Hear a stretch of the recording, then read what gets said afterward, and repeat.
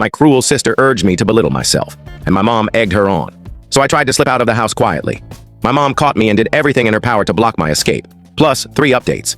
When I told my abusive mom I wanted to leave home for college, she broke down, sobbing hysterically and yelling that I didn't care about her.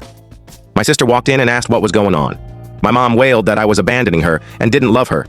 Out of nowhere, my sister pulled out her phone and sent me a vicious DM, "You worthless idiot. I despise you. You're garbage and I'm glad you got robbed. Nobody loves you and nobody ever will. How dare you upset my mom? She's been nothing but kind to you your whole life and all she wanted was for you to stay. You'll never amount to anything, and I know you've been thinking about ending it all, so why don't you just do it? No one would care. Your boyfriend dumped you last year and that just proves nobody wants you. I hope you get hurt again, but I'll stop here before you try to get me in trouble like you did with Mom when we were kids. There's so much more I could say, but I don't want to be cruel." Reading that message, I broke down in tears.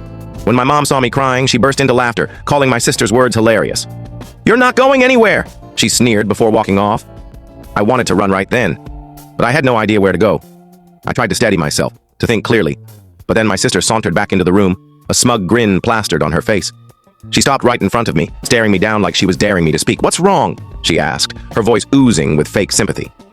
"Did I upset you?" She didn't wait for a reply. "Oh, right, I forgot. You don't have feelings. You're just a hollow shell who thinks the world owes her something." I stayed silent, afraid that if I spoke, I'd either scream or cry again, and I refused to give her that satisfaction. She leaned closer, her voice dropping. "You're such a pitiful little baby. No wonder nobody wants you around." Then she moved behind me and, before I could react, flicked the back of my head. I stumbled slightly and she laughed. "Whoops," she said, her tone mocking. "Didn't see you there." It stung, but I didn't turn around. I stood frozen, fists clenched, trying to hold myself together. I felt like I was suffocating, unable to move. She leaned in again, her breath hot against my ear. "You know, you'd be doing everyone a favor if you just vanished. It'd be a relief for all of us." I shut my eyes, wishing I could sink into the ground, wishing I was anywhere else. She pulled back and let out a sharp, cruel laugh. "Yeah, that's what I figured.